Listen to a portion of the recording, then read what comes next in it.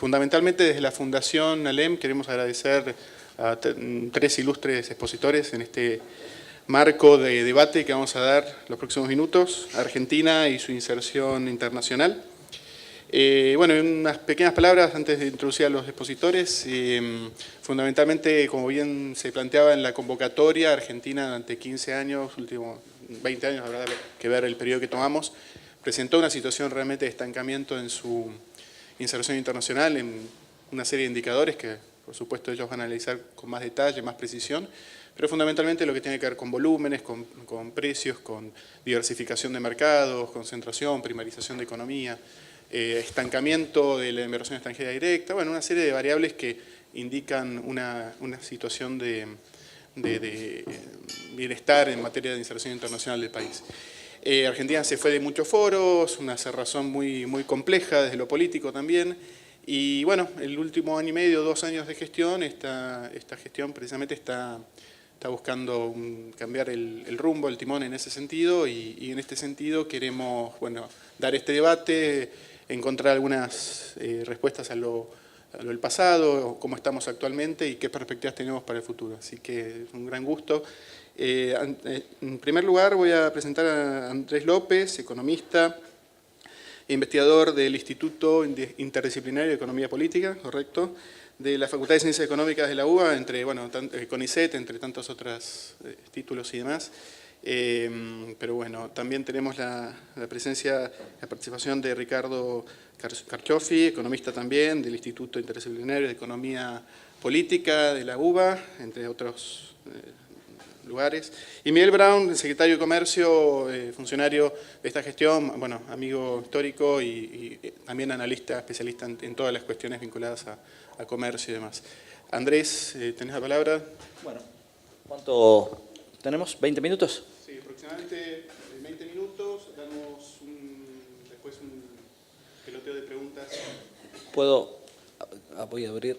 Sí. Tengo un PowerPoint más largo, pero no importa, vamos a pasar los mensajes nomás principales y espero, supongo que porque ya nos conocemos con los colegas, creo que no nos vamos a repetir, sino a complementar. No quiero decir que estemos de acuerdo, pero al menos creo que no vamos a decir no vamos a superponer, ¿no? Básicamente quiero plantear brevemente 5 cosas. ¿Por qué es importante pensar en esto?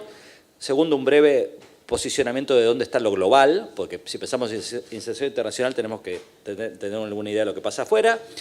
Y tercero, hablar un poco del tablero de políticas para la integración internacional, que lo que quiero enfatizar, quizás es el principal mensaje que quiero pasar, excede la dimensión de las negociaciones internacionales. Cuarto, plantear un poquito algo del diagnóstico. Y quinto, el so what en términos de políticas para la Argentina. Entonces digo, ¿por qué la inserción internacional es importante? Y mi primer mensaje, así casi evangélico, sería la integración al mundo es un medio y no un fin. Quiero decir, no puede ser mi política sea integrarme al mundo. Mi política es integrarme al mundo porque quiero conseguir algo. Eso. Entonces, ¿qué quiero conseguir? Por ejemplo, quiero vender más. Porque, por ejemplo, los chilenos venden sin arancel a la Unión Europea y yo no. Entonces, bueno, ok, quiero aumentar mis exportaciones, diversificar destinos, etc. Segundo, me quiero integrar, por ejemplo, porque me parece que eso me va a mejorar mi productividad y mi capacidad innovativa, porque, por ejemplo, voy a poder acceder a insumos importados de mejor calidad, más baratos, voy a recibir mejor inversión extranjera directa, que me va a mejorar la productividad, me va a generar transferencia de tecnología, etcétera, o fenómenos, o se va a producir una reasignación de recursos desde empresas poco productivas a empresas más productivas, etcétera. O sea que me preocupa el crecimiento de la productividad y la tecnología.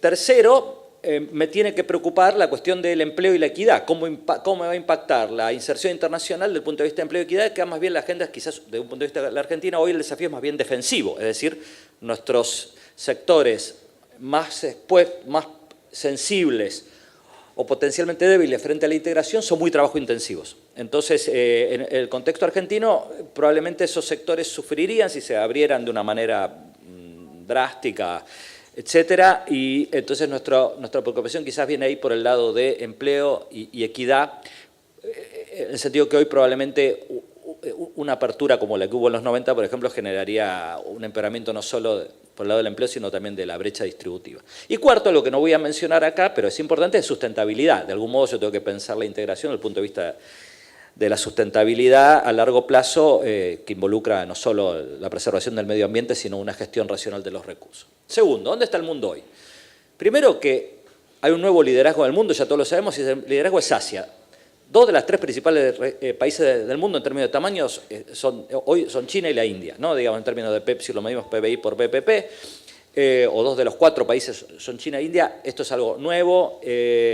Asia es cada vez más importante del PBI en el comercio, en la inversión extranjera, en la generación de innovaciones, y nosotros estamos lejos de Asia, ¿no? Digo, y el mundo, la distancia física todavía importa a la hora de integrarnos, por lo menos en el mundo de los bienes. Segundo, estamos en un mundo de cadenas globales de valor. ¿Qué significa eso?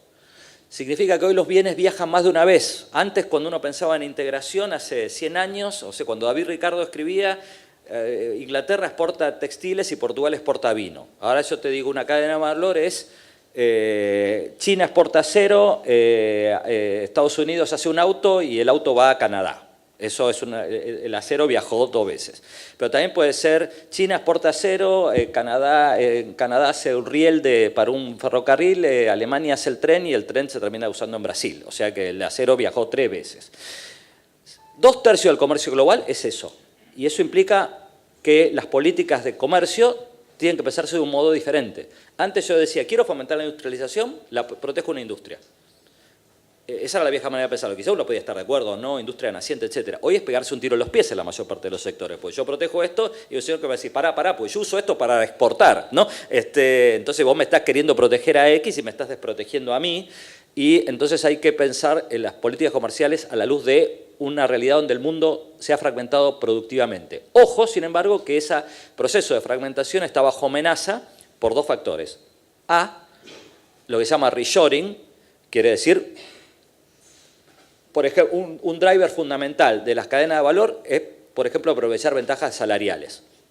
Entonces yo te digo, por ejemplo, en Argentina hay un montón de gente exportando software y servicios empresariales, aprovechando que los salarios de los informáticos o de los contadores son menores que en Estados Unidos. El día que eso pueda ser reemplazado por un robot, se acabó la terciarización de esos sectores, pues no hay más salarios, ¿no? Digamos, eso lo hace un robot y perdiste esa oportunidad. Segundo, en la medida que se profundicen las guerras comerciales, las empresas lo van a pensar 2 veces antes de fragmentar, porque una cosa es que Argentina decida aislarse del mundo, como pasó en los últimos 10 años, otra cosa es que Estados Unidos decida aislarse del mundo y eso puede ser una amenaza.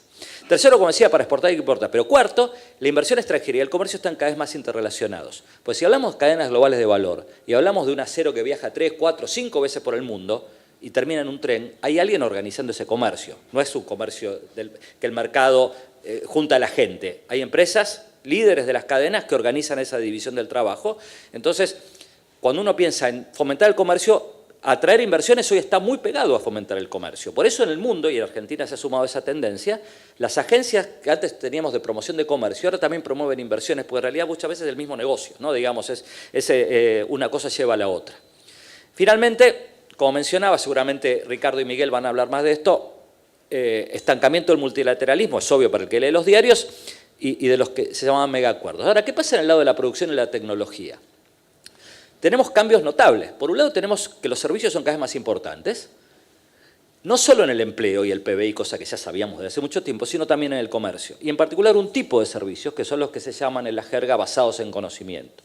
Software, servicios empresariales, ingeniería, publicidad, investigación y desarrollo, arquitectura, etc.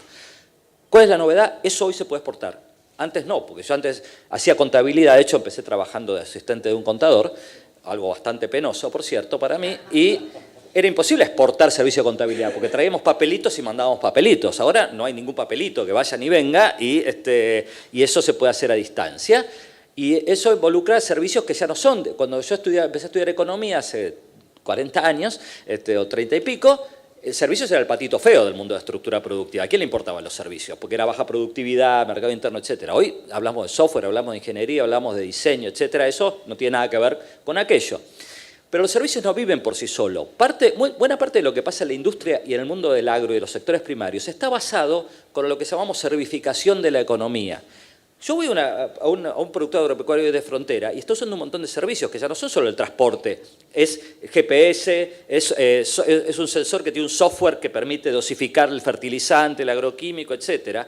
Y si voy a una empresa industrial, están usando también un montón de robots manejados por software complejos, están organizando, tienen sensores, tienen un montón de novedades tecnológicas que aumentan la productividad, tanto en el agro como en la industria, como también en la minería y el petróleo. Con lo cual quiero decir que las transformaciones tecnológicas que vemos, se les llama Industria 4.0, lo que se llama agricultura de precisión, o la minería o el petróleo moderno, tiene mucho que ver con la incorporación de estos servicios modernos que mejoran la productividad y la innovación en estos sectores.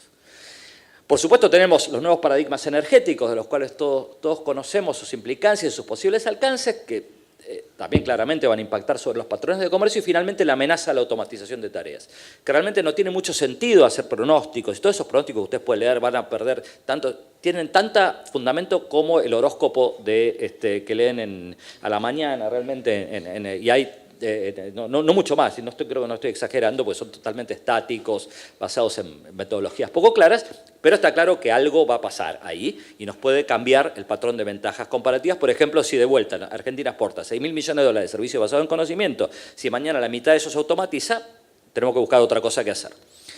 Muy bien. Ahora, entonces, yo quiero decir esto.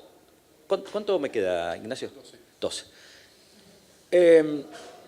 ¿Cómo pensar el problema de la Argentina? La Argentina, cambia un poco el orden. La Argentina, cosas que quizás ya todos sabemos, es el tercer país más cerrado del mundo si lo medimos por INPO-EXPO sobre PBI. Tercero. Ahora, ojo, en el 98, cuando creíamos que era una economía reabierta, éramos décimos en ese ranking.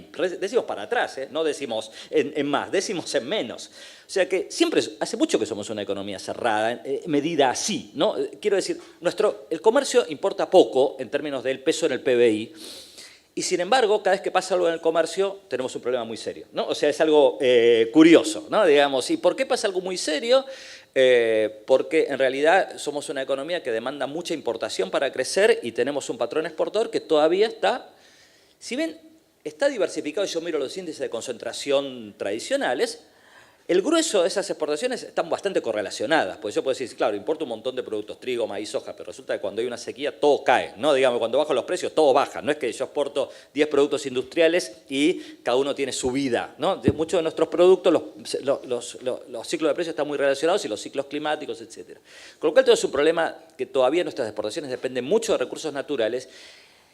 Y exportamos productos poco diferenciados y poco complejos en términos de las nuevas dimensiones de análisis de la competitividad, Ricardo Hausmann, etcétera. Los que quieran luego profundizar en eso podemos hablar de eso. Pero en todo caso, aún por ejemplo, es una cosa que ya está muy conocida. Exportamos alimentos, pero exportamos alimentos de bajo nivel de diferenciación, con bajo nivel de procesamiento, y hay mucho para recorrer en la cadena de valor hacia arriba, aún en los productos en los cuales tenemos ventajas naturales. Y realmente hemos tenido muy pocos descubrimientos exportadores en los últimos años. Yo me pregunto, ¿cuáles son las nuevas emergencias de estrellas exportadoras en Argentina en los últimos 20, 30 años? No encuentro mucho. Encuentro el vino, que era algo tradicional, que no, digamos, lo reconvertimos y todos nos beneficiamos los exportadores, pero también los consumidores locales, ¿no? Que estamos más felices. Tenemos el software, los servicios basados en conocimiento, donde medio aprovechamos una tendencia global, pero teníamos las capacidades. Tenemos las pick-ups, ¿no? El mundo automotriz, que era muy cerrado, muy Mercosur dependiente. Nos faltan encontrar nuevos candidatos. Sí, pero los reactores nucleares son una exportación gourmet en términos de masa. Son, quiero decir, ¿no? Digamos, o sea, no es que nos van a mover el amperímetro del comercio, son relevantes por otras razones, ¿no? Digamos, porque generan conocimiento, capacidades, etc. Claro. Ahora, creo que alguna vez le pregunté a Miguel, pero seguro a algunos otros funcionarios, ¿cuánta gente él viene y le toca la puerta y le dice, yo quiero exportar, estoy desesperado, abrir el mercado? ¿Y cuántos le tocan la puerta para decir, protegeme de las importaciones, ¿no? Seguro que la cola de la segunda es mucho más grande que la primera. Viene cambiando. Pero no, ojalá, y eso sería lo deseable. El problema es que esa segunda cola son sectores que tienen mucho peso y que, que si se caen, tenemos ahí un problema de empleo, un problema de equidad. Tenemos exportaciones de servicios basados en conocimiento relevantes, pero que si uno mira, alcanzaron su pico del 2011 y luego se pararon, cayeron, incluso el año pasado remontaron, pero claramente se vieron afectados por la pérdida de competitividad cambiaria, entre otras cosas. Pero estamos muy poco integrados en las cadenas de valor. Hay dos maneras de integrarse a las cadenas de valor, de manera simplificada. Una es lo que se llama hacia adelante, que es decir, yo proveo, por ejemplo, soja, la soja va a China, hay aceite de soja y ahí engordan, harina de soja, ahí engordan un chancho y el chancho va a Japón. Entonces yo proveo un insumo que viaja. Y la otra es hacia atrás, en donde yo, por ejemplo, estoy en Filipinas y recibo partes para hacer un celular, ensamblo el celular y el celular va a Estados Unidos. Muy bien, si yo miro todos los países de América Latina para los cuales hay datos sobre estos dos modos de integración, que no son todos, pero son los más importantes, Argentina es el que tiene menor nivel de integración de las cadenas de valor, de todos los que hay, para los cuales hay datos. Brasil, Colombia, Perú, Chile, Costa Rica, México, el que menos integrado está. Y eso tiene que ver con este tipo de patrón exportador que tenemos, con la poca gimnasia negociadora, seguramente Miguel y Ricardo van a hablar, pero, y también con la baja atracción para la inversión extranjera directa, cosa que mencionó Ignacio, que hemos también tenido en los últimos 10 o 15 años, y otro hecho, que es que tampoco tenemos empresas locales que generen sus propias cadenas de valor, a diferencia quizás de Brasil, que tiene empresas multilatinas, o incluso los chilenos, que nos han tomado la delantera. Finalmente, tenemos otro condicionante estructural. De vuelta, estamos lejos del mundo, estamos lejos de los principales. La Argentina es un país que está lejos de los principales hubs del comercio global. Cuando uno mira las cadenas de valor y lo mira geográficamente, hay 3 hubs, América del Norte, Europa y Asia. Nosotros estamos lejos de los 3. Y creo que no hay ningún país que esté más lejos de los 3, probablemente físicamente. Eso no pesa para los servicios como el software, etcétera, porque viajan a través de Internet, no te importa dónde estás. Pero si yo quiero exportar una parte de un auto para que lo ensamblen en China, te digo, no va a poder ser, ¿no? Digamos, porque estamos lejísimos, ¿para qué van a venir acá? No tenemos mano de obra de bajos salarios. Esto puede ser una ventaja, pero de muchos puntos de vista, pero sin duda no nos vamos a integrar como los coreanos o los chinos o los taiwaneses hace 40 años. No va a pasar, ni siquiera como los mexicanos. Y tampoco en nuestra región hay una economía líder que articule cadenas de valor. No encontramos, miramos a los vecinos y no vemos una potencial Alemania, un potencial Japón, un potencial Estados Unidos. Y es más, lo primero y creo que el gobierno está también atendiendo esa dimensión, es integrarnos más entre nosotros, ¿no? Digamos, remover barreras regulatorias, mejorar la infraestructura, el programa IRSA, ¿no? Que alguna vez se hizo, en fin, hay mucho para hacer. Estamos muy poco integrados y el comercio intrarregional de América del Sur es terriblemente bajo. Es terriblemente bajo, es la región que tiene menos comercio intrarregional de todas las regiones del mundo.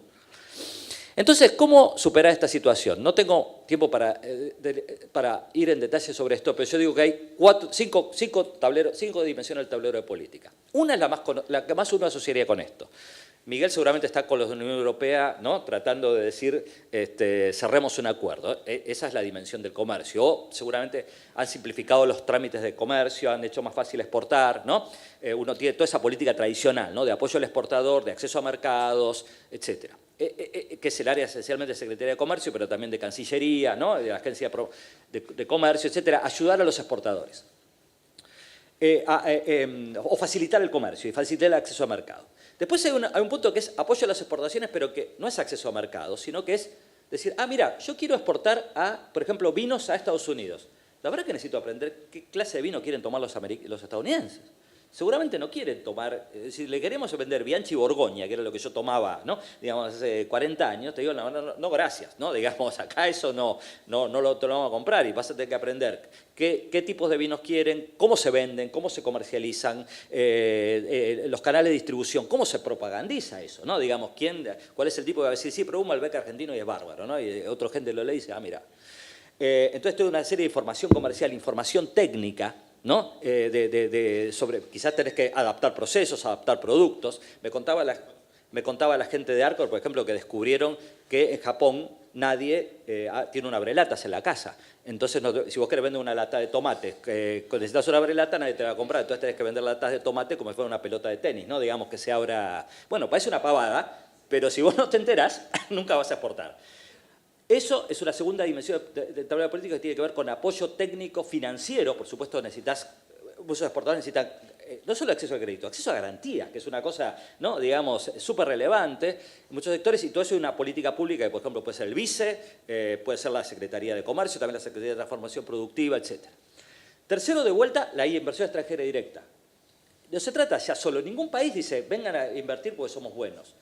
las agencias de inversión extranjera que funcionan se focalizan, dice, acá somos buenos a hacer A, B, C y D, ¿no? Y te voy a venir a decir por qué acá tenés que venir a hacer esto. Por ejemplo, en Finlandia, para que vean el nivel de targeting de esto, dice, nosotros podemos hacer cloud computing. ¿Por qué? Porque acá hace frío, entonces puedes tener enormes servidores y vas a gastar mucha menos energía que si quisieras hacer eso en el Zaire, ¿no? Digamos, entonces, es muy targeting, pero además esas agencias cada vez más tratan de vincular a los inversores con lo local. Aparte, te voy a ayudar a encontrar los proveedores y te voy a ayudar a capacitar la mano de obra. Es decir, ya no se trata solo de atraer inversión en general, sino atraer algunas actividades que consideramos que somos competitivos y que la inversión extranjera puede ayudar a mejorar eso y vincular esa inversión con desarrollo de proveedores, capacitación de mano de obra. Cada vez más las agencias de promoción de inversiones son agencias de desarrollo, en realidad, en muchos casos. Finalmente, todo el área de desarrollo productivo e innovación. Las empresas, si quieren exportar, necesitan mejorar su productividad, necesitan innovar, necesitan acceder a tecnología, y hay todo el área del Ministerio de Ciencia y Tecnología, la Secretaría de Industria, etc. Y cómo encontrar nuevos exportadores, pero también cómo ayudar a las empresas que hoy tienen intereses defensivos a estar mejor. Entiendo, ¿no?, que un acuerdo de la Unión Europea daría a las empresas 10, 15 años para adaptarse. Bueno, entonces mañana el INTI tiene que salir a las empresas del sector textil y decir, muchachos, empecemos a hacer algo, ¿no? Porque en 15 años seguimos así, van a barrer todos, van a desaparecer todos. Finalmente, las políticas del mercado laboral. Porque si hay un proceso de apertura, va a haber una reasignación de factores. ¿Cómo ayudamos a la gente que va a perder su trabajo a encontrar un trabajo en otro lado? De vuelta, eso no se hace de la noche a la mañana, la experiencia internacional muestra que no es tan sencillo, pero hay que tenerlo en la mente. Porque sin duda, si hay un proceso de transformación de estructura productiva, no es que la gente salte y cambie de trabajo así nomás, ¿no? Digamos, incluso hasta puede ser que se cierre un trabajo en un área y el trabajo nuevo esté no en otro sector, sino también en otro lugar. ¿Cómo ayudamos a esa reconversión? Todo eso tiene interacciones complementarias, pero también potenciales trade-offs, es decir, bueno, quizás si voy por acá, esto otro sufre. Y esto implica coordinar, ¿no? Coordinar no solo con el sector privado, una agenda, ¿no?, en torno a estos tableros, sino también coordinar adentro del propio sector público, porque acá cada una de estas áreas del tablero de política tiene diferentes funcionarios, autoridades, competencias, etcétera, y todo eso implica tener, cuando uno habla de una estrategia quizás suena medio antiguo, ¿no?, de medio así como, pero bueno, al menos hay que tener alguna visión general, ¿no?, del asunto y plantearse alguna forma de coordinación para que, de algún modo, las intervenciones que lleven adelante a las distintas áreas estén coordinadas, como digo. Aquí, por supuesto, ¿cuánto me queda? ¿Un minuto? Por supuesto, tenemos instituciones en casi todas estas áreas. Tenemos políticas, pero claramente muchas de esas instituciones políticas están pensadas para un contexto distinto. Obviamente ha habido un gran cambio en los últimos 2 años del tablero de políticas de casi todas estas áreas y todo eso es muy incipiente y uno seguramente va a ir aprendiendo. Lo que quiero simplemente mencionar entonces es que yo pensaría que enfatizaría de vuelta que nosotros necesitamos una estrategia de integración que induzca un mayor dinamismo de la canasta exportadora, pero también mayor calidad y diversificación de nuestra canasta. O sea, nuestro objetivo de inserción debe ser no solo exportar más, sino exportar mejor, en el sentido del patrón de calidad y la diversificación y complejidad de nuestra canasta exportadora. Y al mismo tiempo tenemos la necesidad de atender la reconversión gradual de las actividades menos competitivas, que plantea un problema de economía política.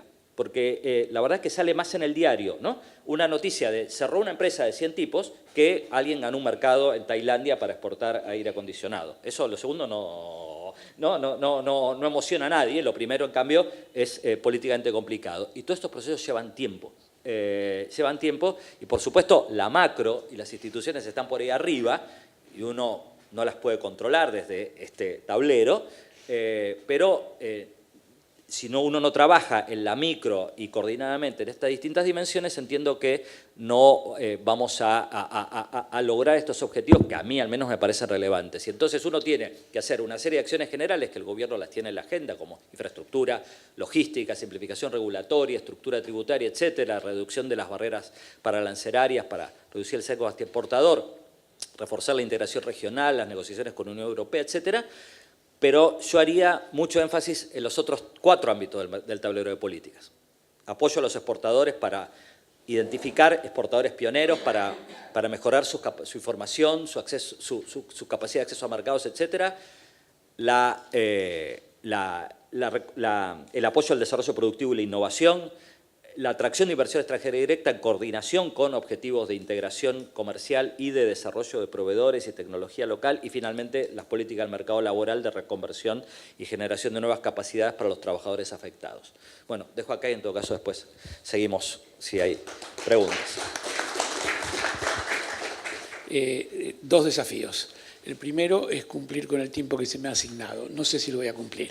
El segundo, espero sí, que es el que planteó Andrés, de tratar de ser complementario con las cuestiones que él ha venido sugiriendo, y eso es muy útil para no repetir. Así que vamos rápido.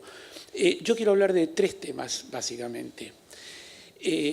Tema de inserción internacional, pero agarrando el punto de partida, cuál era el panorama de inserción internacional a fines del 2015 y cómo se lo veía en el plano interno. El segundo eje, muy rápido, la estrategia que adoptó el gobierno en materia de ejes y acciones de política y, bueno, los resultados y una mirada del bienio y qué es lo que se ve hacia adelante. Sobre el primero, ¿cómo se veía el panorama de inserción internacional a fines del 2015? Primero, en materia del escenario de la economía internacional, desaceleración de los flujos comerciales. Es decir, si uno agarra el volumen del comercio global de bienes, eso venía cayendo a fines de 2015, después recupera. Pero, de todas maneras, lo que es cierto que a partir de entonces el comercio crecía a ritmo similar que el Producto Mundial y ha venido creciendo de manera similar al Producto Mundial, porque lo que explicó muy bien Andrés, que las cadenas globales de valor, ese es un fenómeno que ya había cobrado forma. O sea, todo el redespliegue internacional de la producción, el traslado de los centros productivos a China, al sudeste Asia, eso ya había terminado de ocurrir. Entonces, hacia fines del 2015 ya eso lo encontramos organizado y el flujo ya estaba como establecido. El ascenso de China y el resto de Asia y obviamente el fenómeno de nuevas tecnologías. ¿Cómo se encontraba Argentina allí?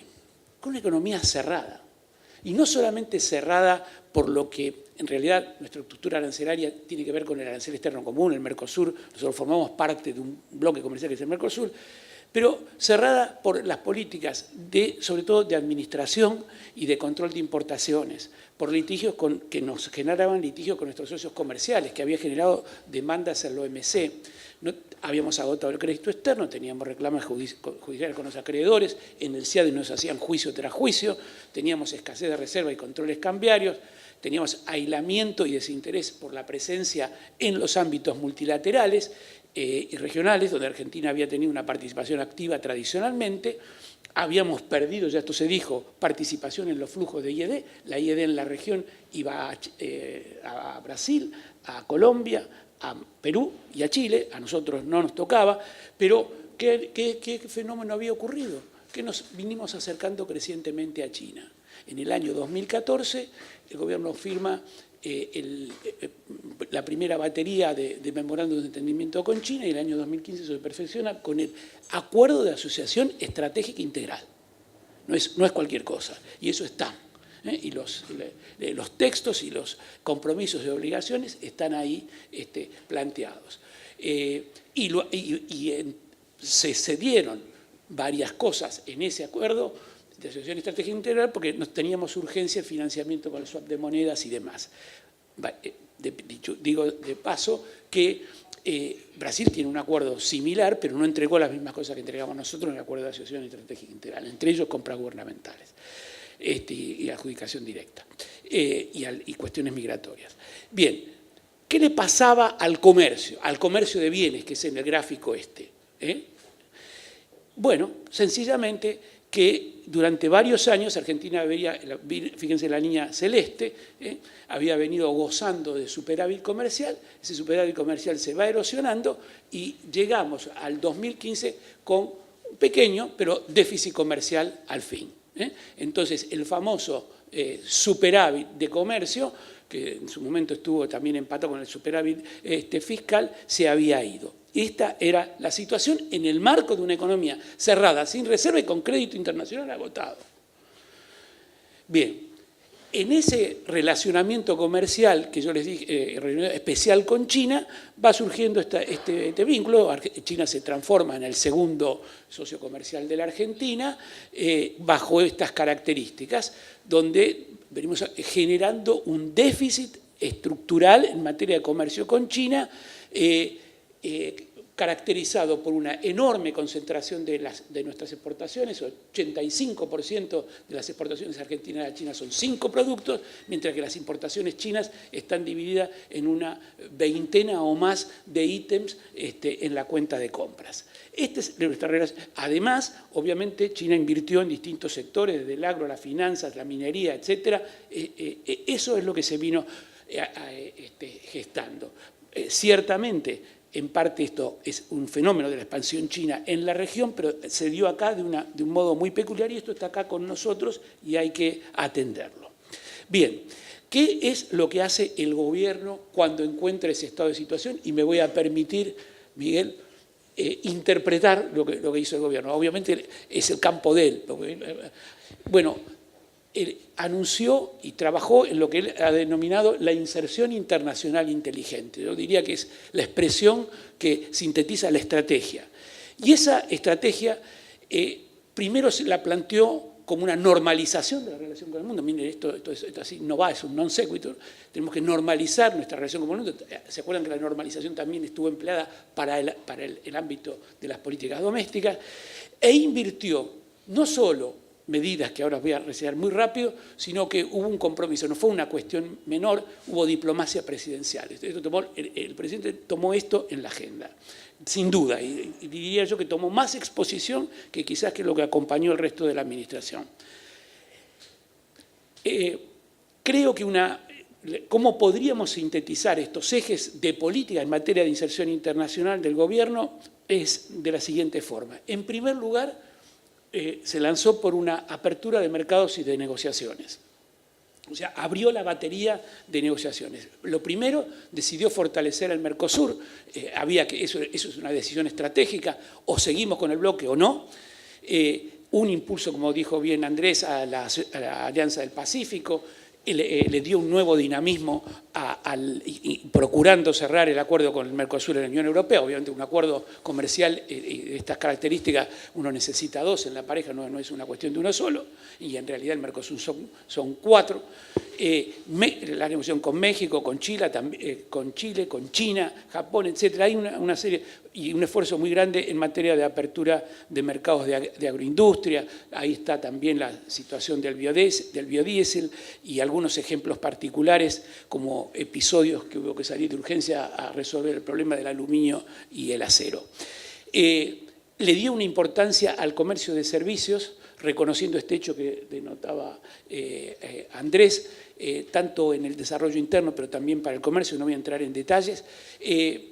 Y esto que me parece que es muy importante, un relanzamiento de la presencia multilateral y plurilateral de Argentina. Esto era un capítulo borrado, decidimos acá ocupar un espacio que no teníamos, menciono solamente 2 decisiones que fueron propias de Argentina, ser sede de la agencia de la ministerial de la OMC en diciembre pasado y asumir la dirección de ser sede del G20, de la cumbre del G20 y la propuesta, por ejemplo, para ingresar a la OECD. O sea, Argentina esto lo cambió el rumbo que se venía y esto no es menor para esa agenda de inserción internacional. Y además de todo esto, adoptó una serie de medidas y políticas de tipo transversal, diría yo, que viene desde la eliminación de los derechos a la exportación para dinamizar toda la exportación primaria, también vino lo de la minería aquí, la actualización de los reintegros, el régimen de importación temporaria, la focalización del BICE, la Agencia de Inversiones y Comercio, y también el tema de los PPP, de los famosos planes de participación público-privada. Hay como 2 capítulos, uno de ellos tiene que ver con la logística y la infraestructura del transporte de carga. Esta es una manera de organizar, uno podría después ir muy en detalle, pero se hicieron cosas en toda esta línea. Ahora bien, ¿qué le pasa vamos a leer un poquito este bienio de acciones en estas líneas, mirándolo desde acá y con intención hacia adelante? Lo primero, el contexto internacional. claramente se ha venido desenvolviendo en un contexto internacional adverso. El comercio a nivel global repuntó un poquito, pero ha habido factores disruptivos. No es del siglo pasado. El gobierno asume bajo la presidencia de Obama. Y todo ese primer año, bueno, ¿hacia dónde iba a ir Estados Unidos? Termina ganando el señor Trump. Y yo, por decirlo de alguna manera y forma educada acá, digo que la política comercial internacional de Estados Unidos ha sido como mínimo disruptiva. Está también la creciente confrontación con China y sus aliados tradicionales. Esto es nuevo. Trump no solo amenazó con que iba a desconocer el NAFTA, sino que además después terminó accediendo a renegociar el NAFTA, pero ha atacado de una manera inusitada a sus aliados comerciales. La reunión del otro día del G7, en realidad habría que hacer G7 menos 1, y yo creo que no da G6, da G0. Nos quedamos sin G7, casi. Europa complicadísima por el Brexit, debilidad creciente del multilateralismo, Brexit para decir una sola cuestión, tenemos el tema de las migraciones y demás, pero el Brexit complica, y el liderazgo ascendente de China. Todo este contexto internacional, ni qué decir de la reforma tributaria americana, que ha aumentado el déficit fiscal y ha agregado leña al fuego, digamos. ¿Está? Bien, ¿qué pasó adentro? Algunos resultados, pese a este contexto. Se reabrió el crédito externo, se han resuelto los litigios comerciales que habíamos heredado en la OMC, hay una relación de mayor equilibrio con los socios comerciales. El gobierno no desconoció la relación con China, pero trató de abrir otros intereses, esto está muy bien. Presencia y proyección en los foros internacionales, como ya dijimos, y definió en forma muy concreta, es el trabajo cotidiano de Miguel, una agenda de negociaciones comerciales, y hizo un aporte, yo diría, al funcionamiento del Mercosur, porque en este periodo del Mercosur se presentó algo que no estaba en el pasado, que era no solo las dificultades, que siempre las hubo, de la agenda económica, comercial y de inversiones, sino que se presentó el problema de la gobernabilidad y que sigue presente. Ya no, afortunadamente, con Venezuela adentro, el problema de Venezuela es muy grande para la región, pero no, por lo menos, no está inhabilitando, no está paralizando al Mercosur. Ahora bien, ¿qué le pasa al comercio en este panorama? Me concentro en la línea roja al final. Bueno, que lo que se había insinuado como un déficit allá en el 2015, en el 2016 se equilibra y el 2017 aparece, se profundiza el déficit comercial. La recuperación de la economía, que no fue tampoco significativa, acentuó el déficit comercial de una manera significativa, porque las importaciones, la elasticidad de importaciones, como decía antes muy bien Andrés, fue muy elevada en ese año por diversas razones, yo no lo voy a comentar acá, y subió el déficit comercial. Ahora bien, yo me acuerdo, escribí un artículo en marzo de este año señalando que el problema del déficit comercial del 2017 no era solamente un problema comercial. Poner en la línea roja esta que ustedes ven como un problema exclusivamente comercial es, de alguna manera, el síndrome del señor Trump, que como tiene el problema comercial, él quiere aislarse del mundo y ponerle una barrera a todo. Nosotros tenemos un problema comercial por algunas razones comerciales, pero aparece el otro problema, que es un problema macroeconómico. Entonces, lo que está ahí es la cuenta corriente, la línea que está allí en el centro, es la evolución de la cuenta corriente externa, que es la que define nuestra relación con el mundo. Y esa cuenta corriente refleja el resultado de dos factores. Ninguno se puede considerar aisladamente, o sea, son los dos a la vez los que explican el resultado. Lo primero es que tenemos un déficit del sector público, una deficiencia de ahorro fiscal que nos incide en el déficit de la cuenta corriente.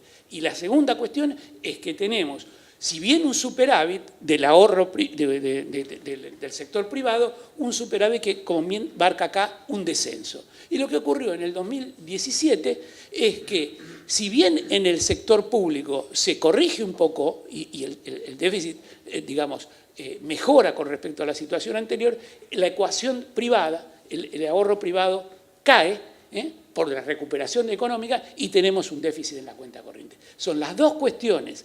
Hoy en día se está poniendo acento, esto se va a corregir con el déficit fiscal. No, no es cierto. Necesitamos corregir las dos cosas, el problema fiscal y el problema de la cuenta comercial externa. Bien, ¿y por qué? Volvamos dejemos acá el tema fiscal, que ya hay suficiente con lo que estamos sobre la mesa. Bueno, la línea roja esta, que está en este gráfico, creo que es bastante... perdón, ¿cuál es? Verde, perdón. Yo soy daltónico. La línea verde, después les juego con un torneo, pero no es el caso. La línea verde esta indica algo que es la evolución del quantum exportado, no es valor, no está influida por los precios, entonces puramente cantidades, y esto revela un estancamiento exportador, que es lo que señalaba antes Andrés. Este es un problema para resolver el otro de la cuenta corriente. Entonces, ¿cómo salimos un poco, cómo se busca una solución a este tipo de problemas? Bueno, la primera cuestión es que aquí se necesitan una batería de políticas. Una cuestión que ha venido influyendo de manera, no se mencionó antes, sabemos que si queremos reasignar producción a la exportación, tenemos que movernos, darle competitividad, y un factor, no es el único, un factor es el tipo de cambio real. Y ustedes ven acá que el tipo de cambio real multilateral, que es el que importa para los socios comerciales, nosotros nos hemos venido moviendo en el último tiempo, e inclusive en el 2017, con un tipo de cambio multilateral más bajo que en el punto de partida. Pero este no es el único factor. En realidad, estas políticas de inserción internacional, yo diría, está muy bien lo que señalaba antes Andrés, y focalizaría yo en estas tres que he señalado acá. Primero, tenemos relaciones financieras, negociaciones comerciales, administración del comercio, etcétera, que son muy importantes y se han venido haciendo y se están haciendo. Después tenemos la cuestión de las políticas de desarrollo productivo, que también estaban mencionadas acá, pero agregaría algo a lo que dijo Andrés. Buena parte de estas políticas de desarrollo productivo, uno no parte con un pizarrón en blanco. Buena parte de estas están cristalizadas en regímenes especiales. Ahora, por ejemplo, tenemos que se nos vence el régimen especial para la ley del bosque implantado, que da origen a toda la cadena celulósico-papelera, que aporta en exportaciones 1.500 millones de dólares. Esa cadena celular está montada sobre este régimen, que es una ley, que además tiene como una contrapartida fiscal. Hay gastos tributarios asociados a esto. Hay gastos tributarios asociados naturalmente al régimen de Tierra del Fuego. Hay gastos tributarios asociados al régimen de la minería, al régimen de la agroindustria. Entonces, y del software que también vence el año que viene. Entonces, moverse en estas cosas no es tocar algo, hay que tocar beneficios. Por ejemplo, la ley esta del bosque implantado concede beneficios, inicialmente fue por 30 años, pero con la facultad de renovarlos a 50. Esas son las cosas que hay que tocar, entre otras. Y después el diseño macro que importa, y importa para una economía que tiene los problemas de estabilización que tiene la nuestra, y en particular el régimen cambiario. Por detrás de estas tres, obviamente están todas estas cuestiones de tipo estructural. Bien señalaba Andrés lo del mercado de trabajo, fundamental. Yo le podría agregar el tema de mercado de capitales, porque hay que movilizar capital para este tipo de cuestiones. De hecho, el gobierno tiene un instrumento, yo lo mencioné antes, que fue el vice y lo ha movido en esa línea. Pero mover este tablero ya no más es una dificultad. Cierro a modo de conclusión. Primero, digo yo, el gobierno ha hecho un replanteo estratégico de la inserción internacional. O sea, el rumbo que se venía se cambió. Hay resultados positivos, ha logrado resultados positivos. Yo voy a nombrar uno acá para provocar un poco a la audiencia, y diría de la siguiente forma. Es imposible conseguir un acuerdo monetario con el fondo de 11 veces la cuota y negociar un stand-by en 3 semanas si usted no ha hecho otras cosas en paralelo. También le diría, no se lo van a dar si los señores que tienen que firmar eso no están preocupados por otras cosas, por la Argentina, por la región y por el mundo. Ese es el mundo en que vivimos. La continuidad en el tiempo es un factor clave. Si nosotros todo esto empezamos rumbo 180 y después hacemos rumbo 360, no tiene sentido. Es una política de Estado. La política comercial y la agenda de negociaciones, etcétera, y las políticas de corte transversal contribuyeron sin duda al proceso de reinserción. La agenda de inserción se ha desenvuelto en un contexto muy adverso. La verdad es que no ha sido un contexto favorable, ha sido adverso, ya los hemos dicho, y a todo esto se suma, uno podría decir, a lo que yo señalé antes, en rigor, todas estas reacciones que uno ve no son casuales, hay un estado del votante en el mundo desarrollado que es el que hay que atender y que está explicando parte de lo que vemos, el desencanto con la globalización.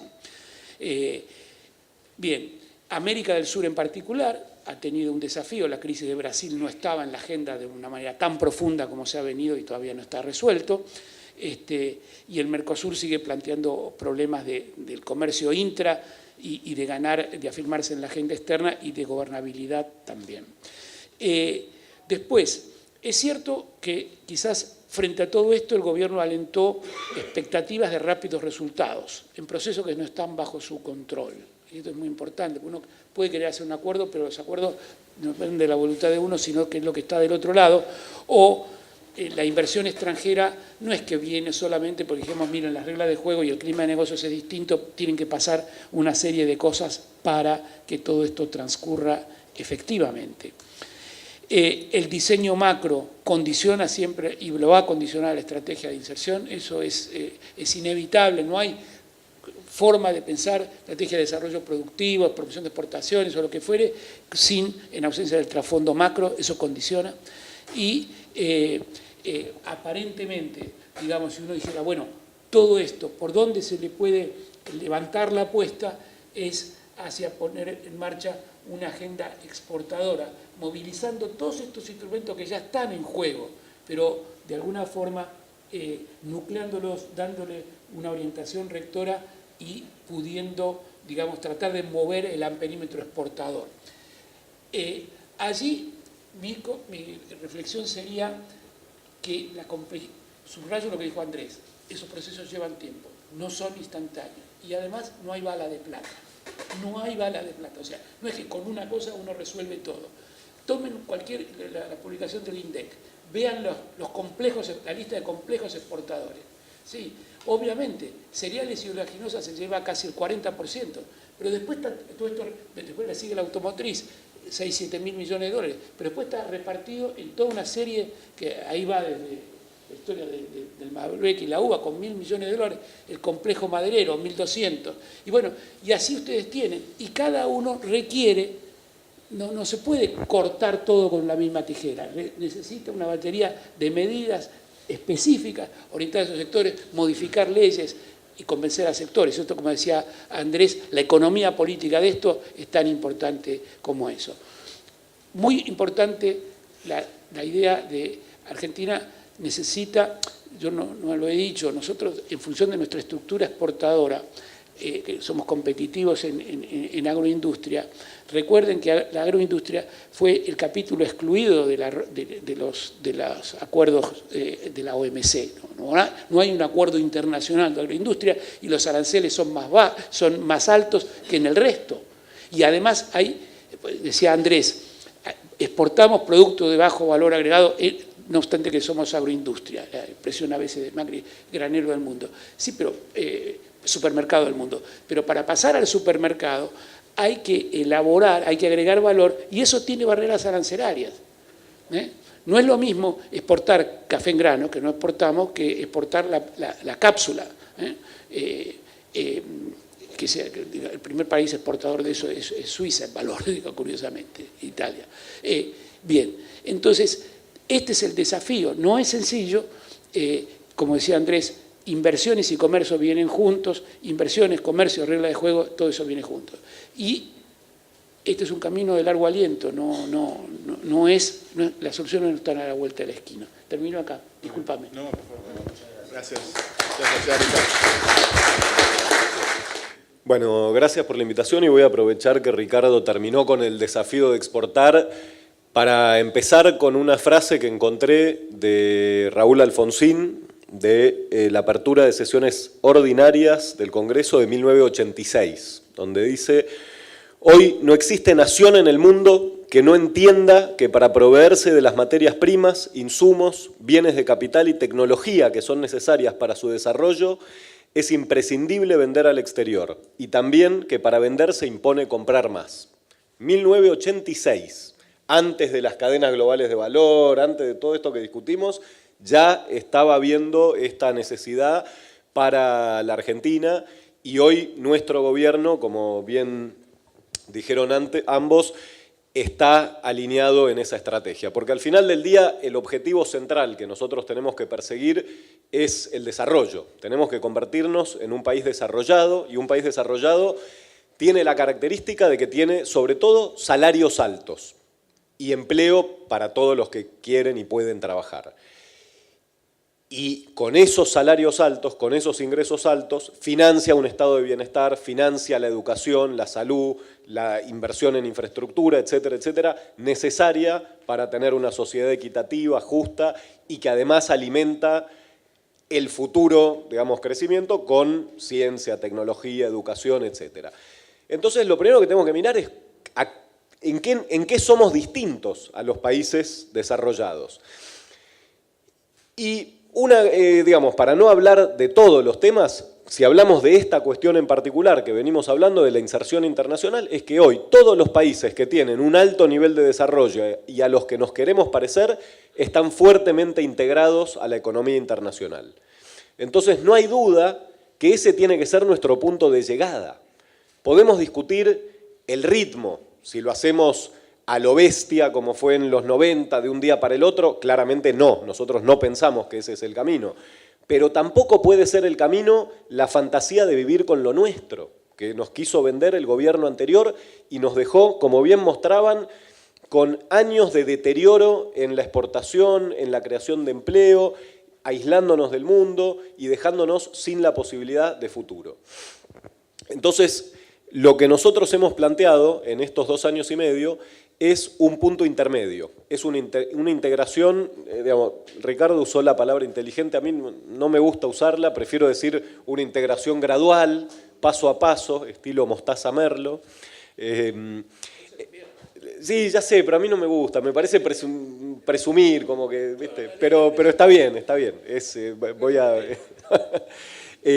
esa integración gradual se basa justamente en la economía política que mencionaba antes Andrés, que es obviamente, nosotros venimos de una década de economía cerrada, de proteccionismo, donde tenemos muchos sectores que se les dijo invertí en el mercado doméstico, que te vamos a cerrar todo y proteger, y obviamente esas industrias existen, tienen empleo, producen, venden, y nosotros de eso lo tenemos que cuidar, digamos, no podemos hacer un cambio abrupto.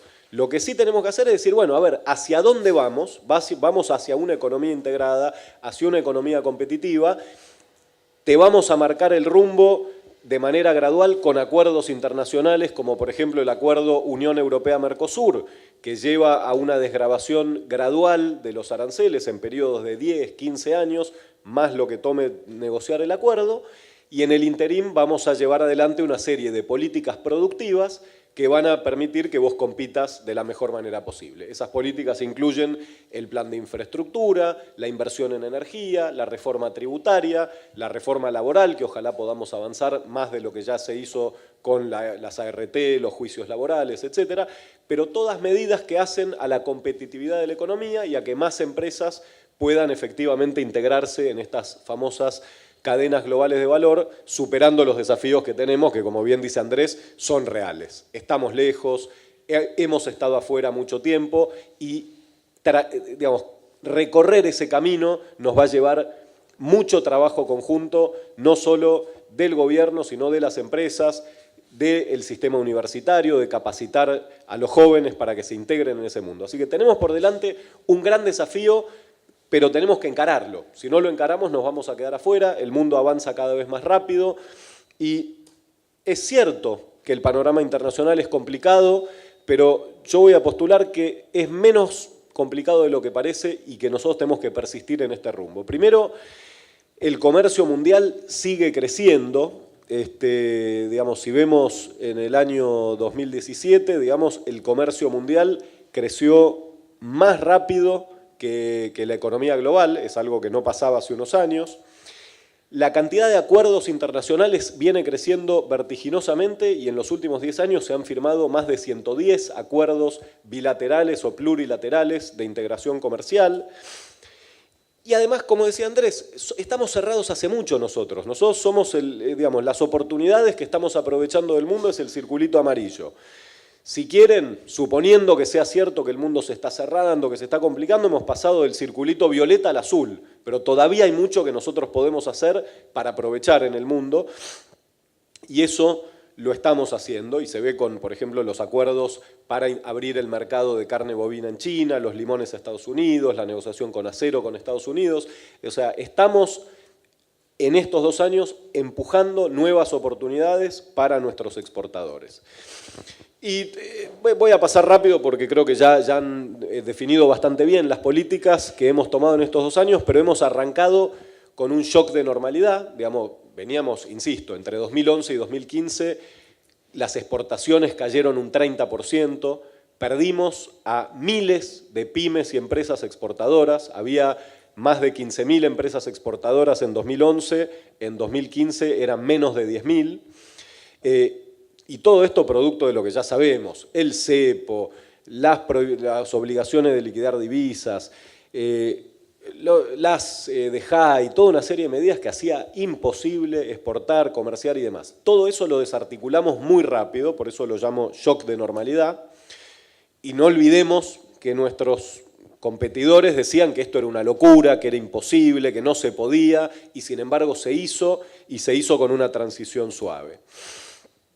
El segundo capítulo es uno que llamamos de acupuntura institucional, de apuntar línea por línea a mejorar justamente la base y la competitividad exportadora como para poder avanzar, acceder a mercados, facilitar el comercio, promover la inversión y mejorar algunos aspectos de la política comercial. Voy a mencionar algunos nomás. El Congreso argentino ratificó el acuerdo de libre comercio con Egipto, del Mercosur con Egipto. Esto implica que el 60% de las exportaciones a Egipto inmediatamente pueden ir con arancel cero y una desgravación total en 10 años. Y Egipto es el 7º destino de exportación de Argentina. Es muy importante. Yo visité Egipto el año pasado con la vicepresidenta Michetti y la verdad que es impresionante. Hay 100 millones de egipcios, cada año la población crece 2,5 millones de personas y es un país que no se puede alimentar a sí mismo. Están parados en un desierto, no pueden aumentar la producción de alimentos, necesitan comprar cada vez más. Y es más, el país tiene un ministro que es el gerente de compras del país. Es el ministro de abastecimiento. Y ese señor, bueno, hay que ir, hay que sentarse, hay que venderle, hay que llevar empresas y realmente la oportunidad es fenomenal. Cerramos un acuerdo con Colombia para poder venderle más autos, que al cabo de 4 años vamos a poder vender 42.000 vehículos a Colombia. Esa en parte es la revolución esta de las pick-ups que mencionaba Andrés. Esto pueden ser ventas anuales de hasta 700 millones de dólares.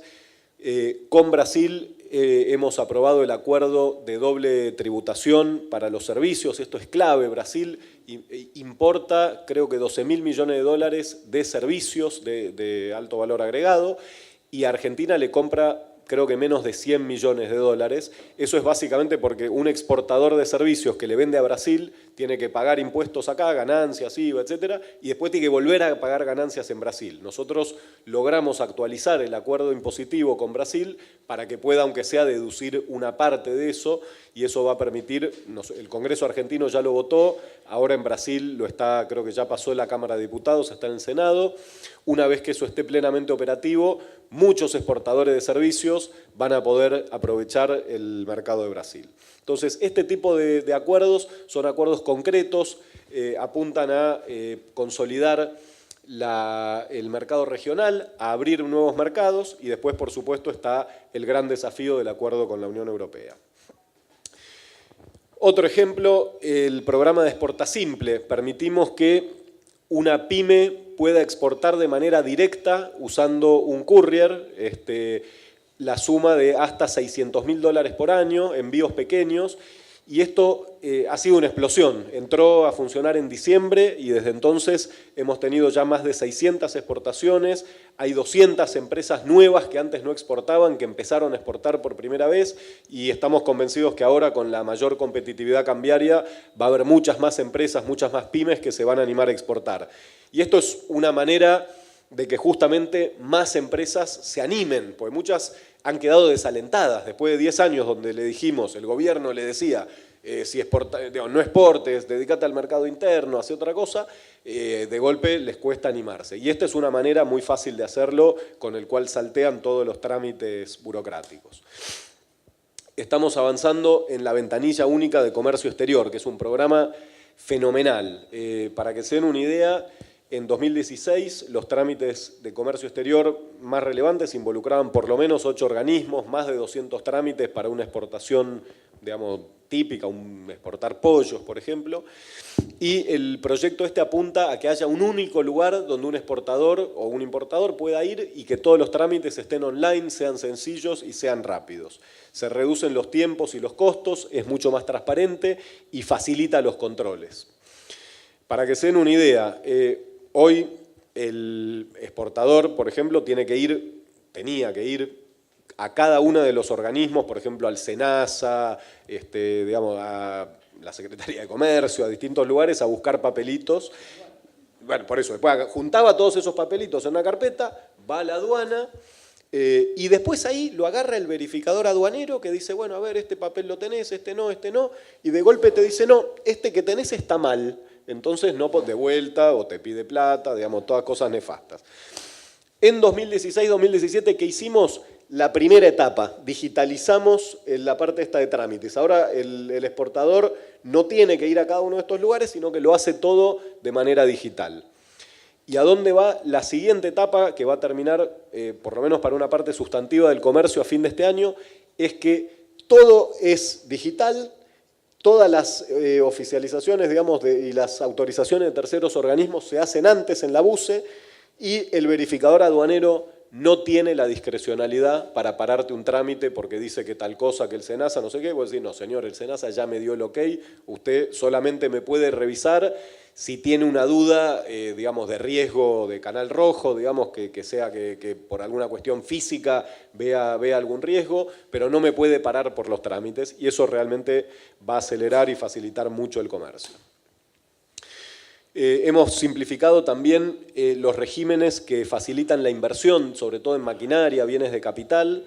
Eran regímenes que tardaban antes meses o años para, por ejemplo, traer una máquina, ahora esto se puede, y han habido inversiones concretas. Nissan aprovechó este régimen para una inversión de $130 millones, una línea de montaje justamente de pickups, más de 700 empleos, y hay otros casos concretos, reales, de pymes que están aprovechando esto, porque justamente, como decía la cita del doctor Alfonsín, si queremos exportar, tenemos que poder traer lo que no producimos, las máquinas, la tecnología y demás para poder hacerlo.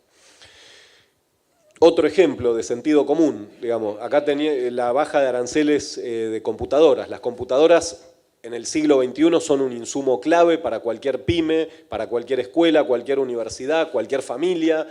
Y acá eran caras, malas, y simplemente se ensamblaban, no es que se fabricaban acá, se traían partes de computadoras que se ensamblaban y no tenía ningún sentido, lo único que había era una ganancia para pocas empresas. Eliminamos el arancel de las computadoras, bajó fuertemente el precio, se duplicó la venta de computadoras y esto mejoró la calidad tecnológica y esto es para cualquier pyme, por ejemplo, que hoy justamente quiere trabajar en servicios de valor agregado, diseño, etcétera, es fundamental. Así que esta ha sido una medida muy positiva. Nos decían que iba a haber 15.000 despidos y demás. no pasó nada, no pasó nada. Las empresas que se dedicaban a eso se reconvirtieron, otras están ensamblando luminarias LED, se convirtieron en importadores, hacen otras cosas. Realmente hay se asusa muchas veces el miedo de la pérdida de empleo, y si uno hace las cosas bien y con apoyo además del gobierno, con el programa de transformación productiva que permitió justamente reconvertir y reentrenar a algunos trabajadores para que pasen a otros sectores competitivos, esta integración no solo no genera riesgos de empleo, sino que crea empleos, crea nuevos empleos, nuevos puestos de trabajo en sectores más dinámicos. El tercer eje es el anclaje institucional, digamos. Además de estas medidas puntuales, estamos trabajando en apuntar a que estas medidas trasciendan un solo gobierno, pues justamente como decían los expositores anteriores, esto no es un tema de un día, es un trabajo de muchos años, de varios gobiernos, y entonces tenemos que anclar estas medidas de manera institucional. Un ejemplo de esto es la nueva Ley de Defensa de la Competencia, que pone el foco en justamente que las pymes puedan competir de igual a igual en todos los mercados con las grandes empresas y no sufrir cartelización, abuso de posición dominante.